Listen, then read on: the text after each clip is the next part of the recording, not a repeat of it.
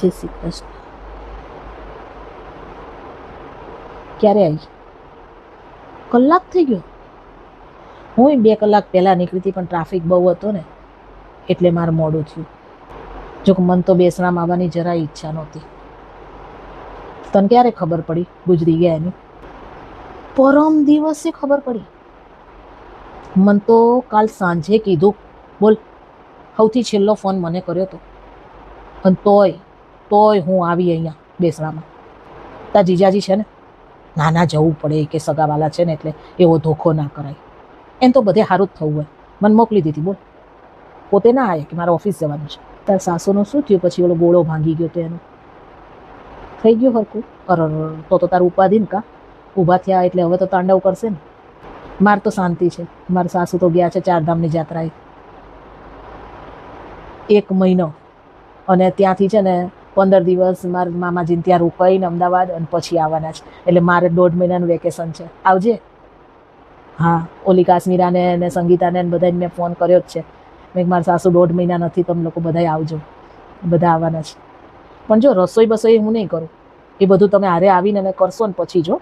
હા, આ ખવડાવીશ પીવડાવીશ તું તાર ઘરે ભલે ને તું ના ખવડાવતી હોય, પણ હું તો એમ દિલદાર છું. હું તો બધાને ખવડાવું. છાની મુની રે. અહીં બેસણામાં આવી છું ને એટલે બોલતી નથી. બાકી તારા ઘરે આવ્યા હતા ને તો ચા પીવડાવી, ઠંડુ પાણી એ નહોતો પીવડાવી, ચા પીવડાવીને મોકલી દીધા હતા. ખબર છે ને તને? યાદ છે ને? હું તો જમવાનો તો આગ્રહ કરું છું. જો અહીં બેસણામાં આવ્યા છે, અહીં બાજવાનું ના કર, નકર હું બધી તારી ચોપડી ખોલીશ ને તો તકલીફ પડી જશે તને. ચૂપચાપ બેસી રહે. બાજવું જ છે? હાલ બાજીએ તો આવતી નહીં મારા ઘરે, સમજી? હા, ઇન્વિટેશન કેન્સલ તારું. ઓલી બધીઓને બોલાવીશ, તને નહીં બોલાવું. દર વખતનું થયું તારું. ગમે ત્યારે ગમે ત્યાં બાખડવા જ મંડસ. અત્યારે બેસણામાં આવ્યા છે તોય તને શાંતિ નથી. એવું તો મેં તને શું કહી દીધું? અને તાર સાસુ છે ને એ હરખી રીતના ઊભા થઈ ગયા, તાંડવ કરવા માંડ્યા ને એ સારું જ થયું. મને તો બહુ મજા આવી હતી. તને કહું સાચું, મને ખબર જ છે મારા નણંદનો તને ફોન આવે છે અને તું મારા નણંદને ચડાવશે. પણ હું કોઈને નણંદને ચડાવવા ના જાઉં. મને ગામ પંચાયત કરતાં આવડતી જ નથી. તારી જેમ ના હોય બેસણામાં આવીને બાજવાનું. જય શ્રી કૃષ્ણ. આવતી નહીં મારા ઘરે. આ શું? આજ તો છાપાના ભાગ ઉગડી ગયા. તમારા હાથમાં છાપું શું છે? અખબારમાં શું એવું આવ્યું છે? અરે ઓલી કાગડીનો ફોન હતો આજે સવારે. એ કંઈક સિંધુ ભવન રોડ ઉપર છે ને 50 રૂપિયામાં બધી વસ્તુ એનો સેલ આવ્યો છે. 50 રૂપિયામાં કે સિંધુ ભવન ઉપર વસ્તુ મળે છે ને? કાગડી લઈ આવી બધું. શું લેવી 50 રૂપિયા મળી? માથું ઓળવાનો કાંસકો લઈ આવી, પછી ઓલું નાવાનું રૂછડું આવે ને એ, નાવાનું ટમ્બલર, બધું 50 પણ એ રૂપિયા. તો બધું આ 50 મળે છે. અહીં તો મળે, ભલે ને મળતું, પણ ઓલું બ્રાન્ડેડ ને. હા, સિંધુ ભવન રોડ પરથી તમારે બ્રાન્ડેડ જ હોય ને. તો પછી એટલે અહીંથી 220 રૂપિયા જવાના ને 220 રૂપિયા આવવાના, એટલે 440 રૂપિયા તો ઉપર ના થઈ જાય તમારા. તો ભલે ને થતા. તમને ક્યારે બચત કરતા આવડી? આ મેં આટલા વર્ષથી આપણા લગ્ન પછી બચતો કરી અને આટલો રૂપિયો ભેગો કર્યો છે. એ તમને ખબર પડે છે? બચત કરતા શીખાય. બચત છે ને બીજો ભાઈ કહેવાય. ત્યાં અને તમને ખબર છે કાગડી 2,500 સ્કેચર લાવી ત્યાંથી. હા, હવે સમજાણું કેવી રીતે સ્કીમ લાગે છે. અને 2,500 સ્કેચર તો છે ને ઓનલાઈન જો ને તો એમાંય મળી જાય છે ઘણી વાર. પણ ઓનલાઈન મળે? ઓનલાઈન આવું બધું 50 રૂપિયા મળશે? અહીંયા સ્કીમ છે કે 2,500 સ્કેચર લો ને એટલે હારે આ બધી વસ્તુ 50 રૂપિયા મળે. તો લેવાય કે નહીં? મારે અમથા સ્કેચર તૂટ્યા જ છે મારા, તો હું લઈ આવીશ ત્યાંથી. તારે તો ખરેખર કોઈ એક બિઝનેસ કરવા જેવો છો. કયો? એક ક્લાસ ખોલી નાખ. શેના? લાખના 12,000 કેવી રીતે કરવા.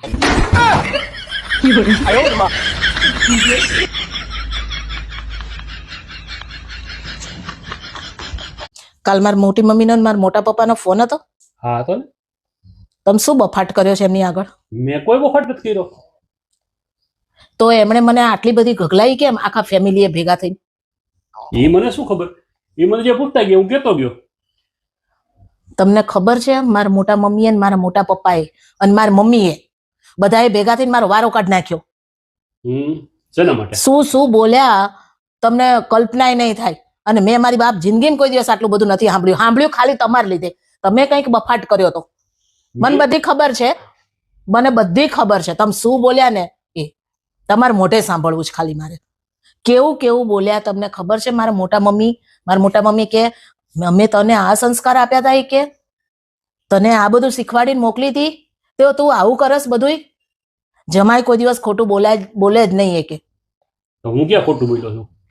પછી એ બોલતા હતા ને, મારા મોટા મમ્મી મને ગગલાવતા હતા, કેવા ગગલાવતા હતા. તો મારા મમ્મી સાંભળી ગયા. તો મારા મમ્મીએ મારા મોટા મમ્મીને એમ પૂછ્યું કે શું થયું ભાભી, કોની ઉપર આટલો બધો ગુસ્સો કરો છો? તો મારા મોટા મમ્મી કે આ રેખલી આપણે જે શીખવાડીને મોકલી છે એમાંનું એક પણ વસ્તુ કરતી નથી. અને જમાઈનો ફોન હતો તો એ કેવું બોલતા હતા જમાઈ. તો મારા મમ્મીએ મોરચો હાથમાં લીધો અને મારી મમ્મી પછી ચાલુ પડી ગયા. મારી મમ્મી કે લાવો ભાભી મારી આગળ ફોન લાવો. મારી મમ્મીએ ફોન લીધો. તો તારી મમ્મીએ શું કીધું? હા, તમને તો બહુ રસ હશે મને શું કીધું એમાં. વારો કાઢું છું તમારું, તમે ખાલી તમારા મોઢે બોલો. પછી મારી વાત પહેલા સાંભળી લીધું. એને મને પૂછ્યું. મારે તમારી વાત નથી સાંભળી, પહેલા મારી વાત તમે સાંભળો. મને મારી મમ્મી કે મેં ને મોટા ભાભીએ તને શું શું શીખવાડીને તને તારા સાસરે મોકલી હતી અને તું આવું કરસ. આવું બધું ખીજાતા હતા, કેવા ખીજાતા હતા. ત્યાં મારા મોટા પપ્પા આયા ઓફિસેથી અને મારા મોટા પપ્પા આ બેયના ઝઘડા સાંભળી ગયા ને તો મારા મોટા પપ્પા કે કોને આટલું બધું ખીજાવ છો? એ કે તો કે આ રેખલીને. તો હા કહું બધુંય કહું તમને, શાંતિ રાખો. તો મારા મોટા પપ્પા કે લાવો મને ફોન આપો. તો મારા મોટા પપ્પાએ ફોન લીધો અને મારા મોટા પપ્પા મને કે શું દુઃખ છે તને ત્યાં? અને સાંભળી લે કે ગમે તેટલું દુઃખ હોય, ગમે તે વસ્તુ હોય, પણ તારે પાછું નથી આવવાનું, તારે ત્યાં જ રહેવું પડશે. મેં તો મનમાં એમ કીધું, મેં કીધું મને ક્યાં અહીંયા કઈ તકલીફ છે, મને ક્યાં કઈ દુખડા છે, મારે ખાઈ પીને આરામ છે, હું તો એન પેસથી રહું છું અહીંયા. બસ તો મેં એવું જ કીધું. એને મને પૂછ્યું, એને મને એવું પૂછ્યું. પણ મેં મનમાં કીધું તું અને તમારે આ બફાટ અહીંયા મોઢે મોઢ કહેવાની શી જરૂર હતી? મને એવું પૂછ્યું રેખા રસોઈ કરે છે? મેં કીધું ના.